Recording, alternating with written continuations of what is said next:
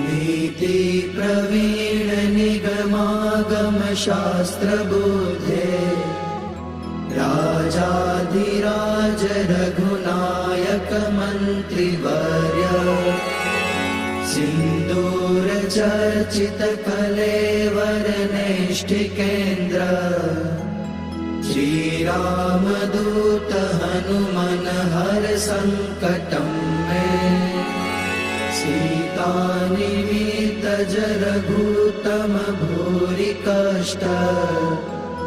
प्रोत्सारणे कक सहाय हतास्त्र पौघ